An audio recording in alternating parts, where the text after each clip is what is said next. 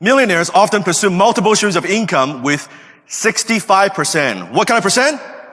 Having at least 3 streams of income, thereby diversifying their dependence on any one stream. Any one stream. Multiple streams of income. It is a good idea only when you have one strong one. It is a horrible idea. Think about this. If someone is trying to do this, trying to make, you see this online, shiny object syndrome. How many of us also have done that? Be honest, right? Let me make a few $100 here. Let me make $1,000 here. Let me do something here. Let me make $50 here, right? Then you do a whole bunch of stuff. No, it needs to be strong. One. I would say like 10K is good. 10K. I like the 10K minimum. It's not 10K, not worth the time. 10K is good. This is 10K.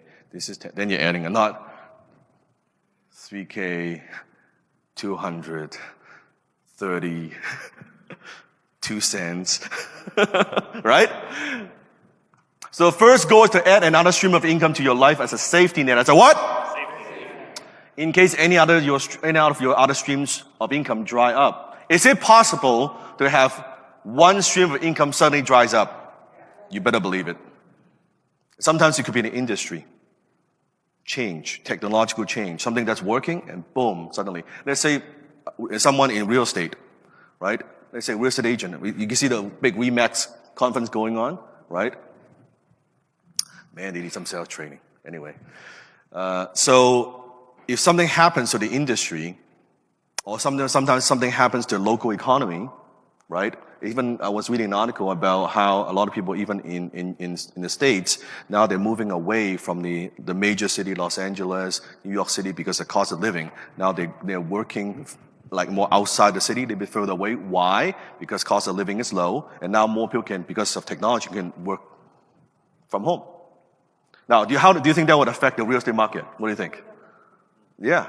So if you're a real estate agent selling in those markets, it's a problem.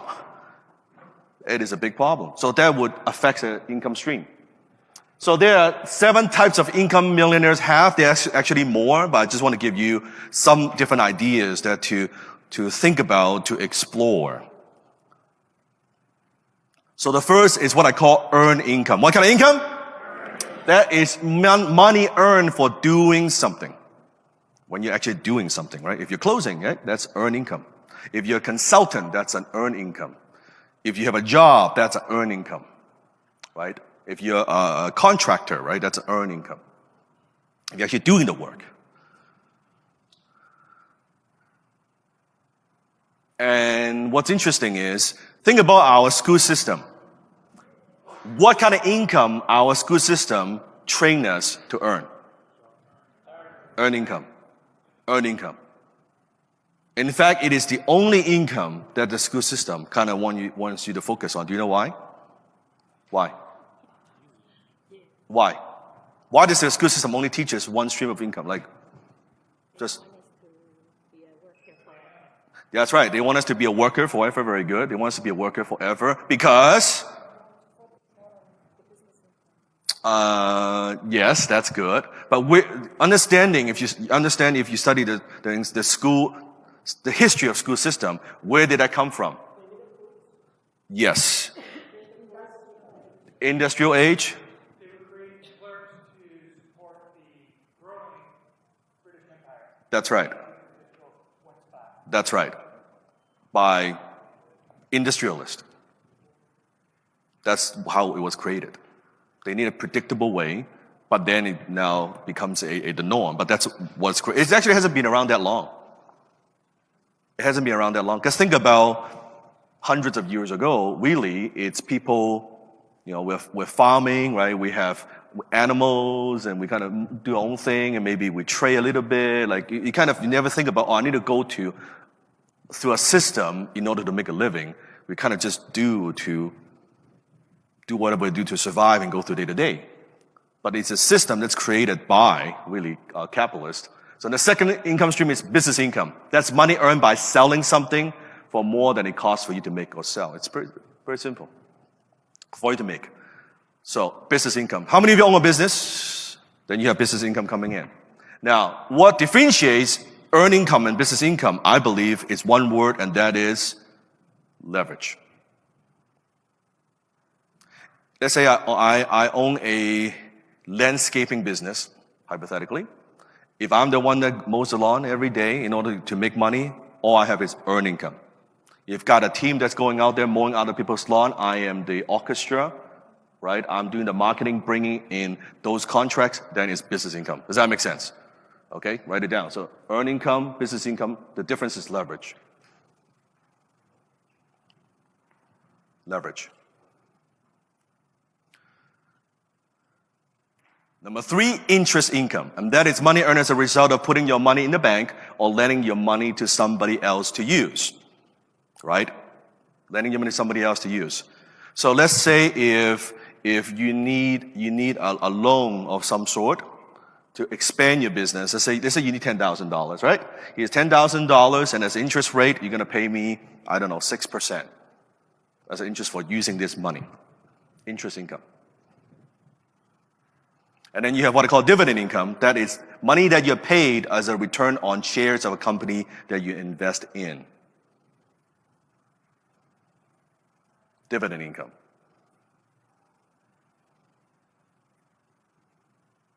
Now, in the beginning, again, we prosper where we're planted. A lot of people, they talk about this is why I'm not a very big proponent, you notice everything I teach, of the whole concept of passive income. My mentor said it very well. Passive income makes you passive.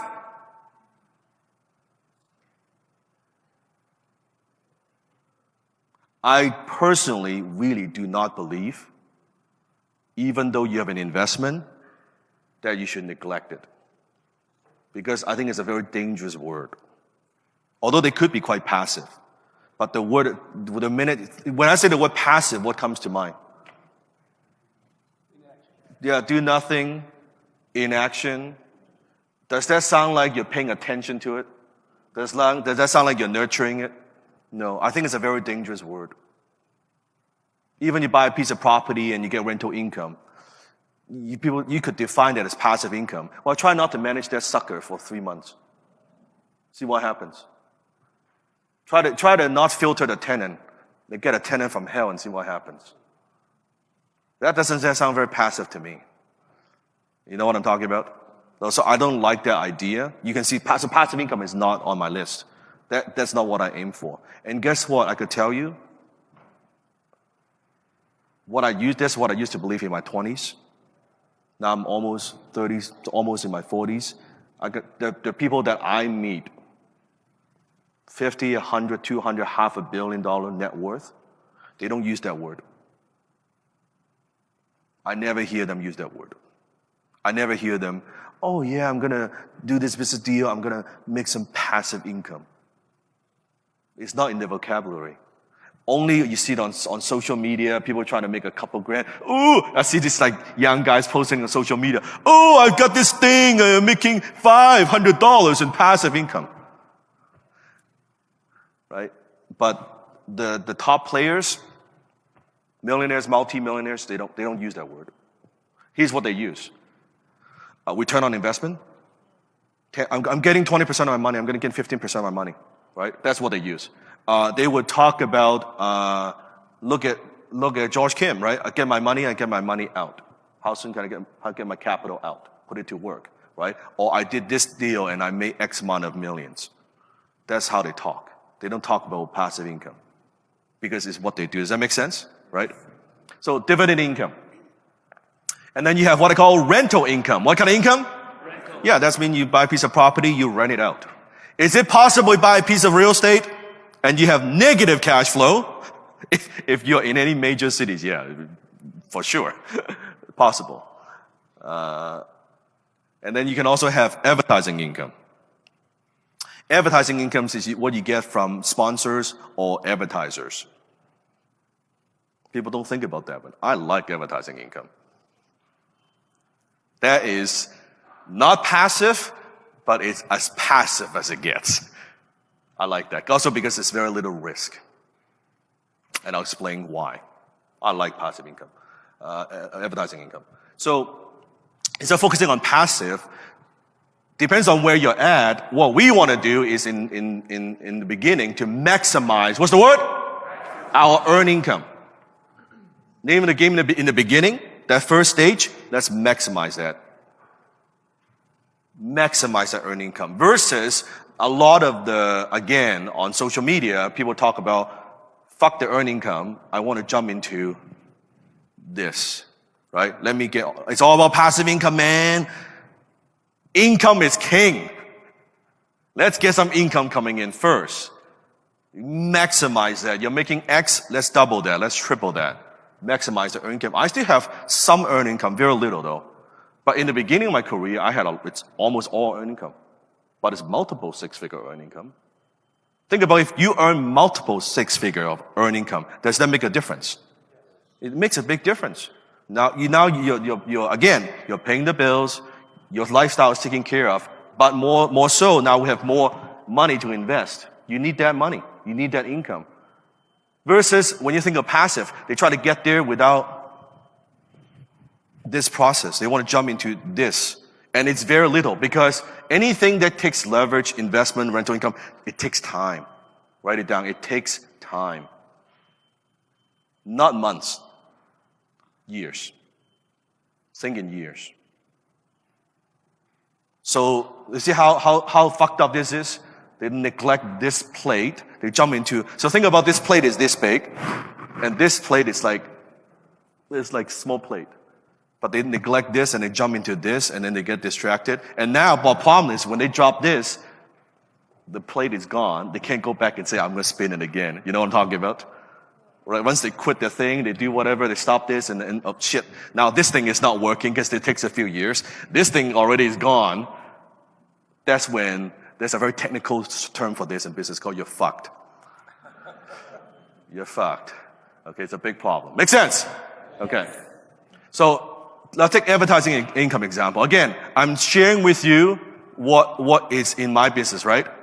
So last year, as I was doing, how many of you know I have a YouTube channel? Okay, I'm joking, of course. So with my YouTube channel, I thought to myself last year, you know what?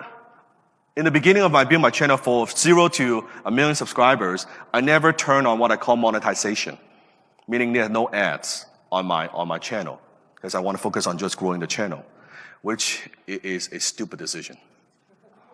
It was a stupid decision. So I thought to myself, I'm going to test it out. I'm going to test it out. So we turned on the monetization last year in the beginning. So in the 12 months, I turned on the ads. By the way,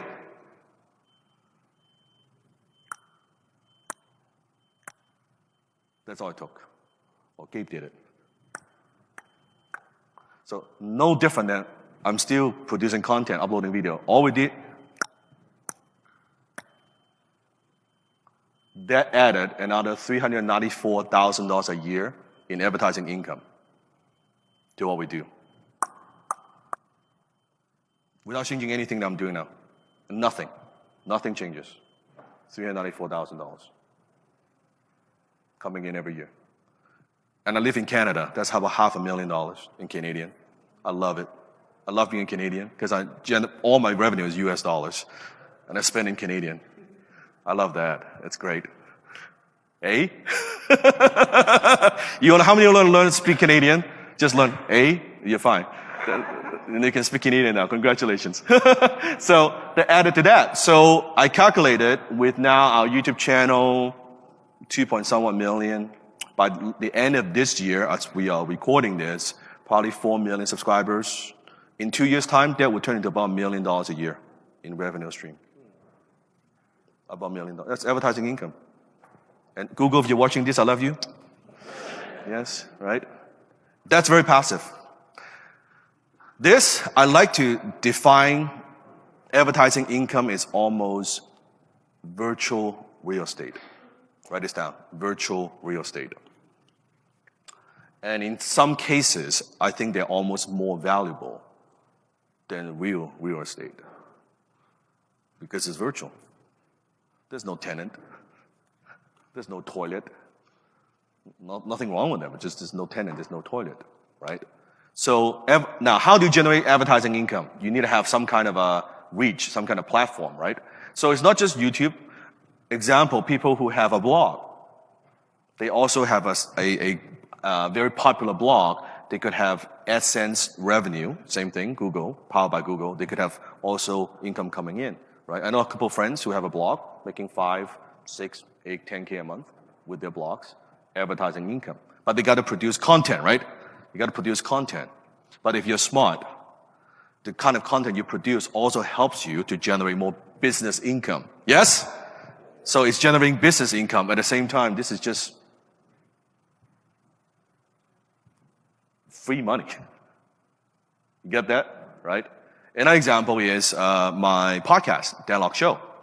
Right? Now we have, I don't know, 3 million downloads or so. Right? So I waited. About 3 million downloads so far.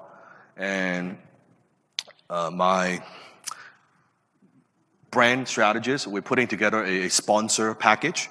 So for companies who want to sponsor the show, we're putting together a package. I might charge them, could be $150,000 a year as a contract, right? So my goal is to get 3 or 4, 5, 6 of those and then turn it into $1 million a year with the podcast. Just doing that. So think about it. I get to talk to the smartest people, brightest, most successful people in the world, and I would do it for free.